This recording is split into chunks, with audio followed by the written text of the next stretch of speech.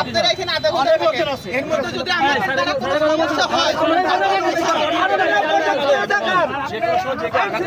আইনের দায়িত্ব কিন্তু আপনারা কর্মসূচি করে দেখান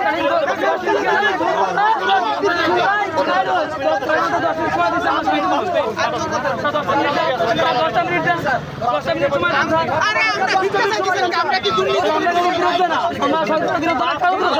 শান্তিপূর্ণ আন্দোলন আমাদের 17 কোটি জনগণের জন্য 4% কোটা বা 44% কোটা মাত্র, আর মুক্তিযোদ্ধা যারা সন্তান তাদের জন্য মাত্র 5 লক্ষ সর্বোচ্চ হবে। তাদের জন্য কেন 56% কোটা, কেন 96% কোটা?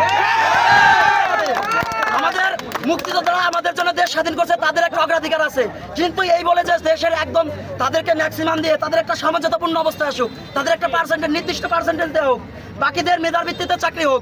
আমাদের এটা দেশের সম্পত্তি যথাযথ সম্মান রেখে আমাদের আন্দোলন বজায় রেখে বলতে চাই, যারা মুক্তিযোদ্ধা তাদের কোঠার দরকার নাই, কোঠার দরকার হচ্ছে তাদের বাংলাদেশের অনুচ্ছেদে বর্ণিত আছে যে এই দেশের অনগ্রসর পিছিয়ে পড়া জাতি যারা, তাদের জন্য কোটা সুবিধা দিয়ে তাদেরকে যেন দেশের সক্ষমতায় পর্যায়ে নিয়ে আসা যায়, সেটা হচ্ছে তাদের দাবি। মুক্তিযোদ্ধাদের এই কোঠা সেক্টর বাদ দিয়ে যে কোনো সুবিধা দেখ, আমরা সেটা মানতে রাজি। মুক্তিযোদ্ধাদের ভাতা 20,000 থেকে 40,000 করুক, তাতে আমাদের দাবি নেই। 10% থেকে 20% জায়গা দেখ,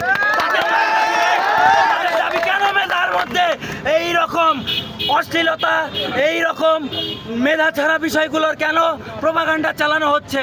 আমরা সাধারণ শিক্ষার্থী যারা মেধার লড়াইয়ে এগিয়ে আছি, তারা যারা চাকরির এই পর্যায়ে যে বৃথা যাবে, তারা নিশ্চিতভাবে এই চাকরির ব্যর্থতায় একদিন সন্ত্রাসী, একদিন কুলাঙ্গার, দেশের বিপক্ষে গিয়ে দাঁড়াবে।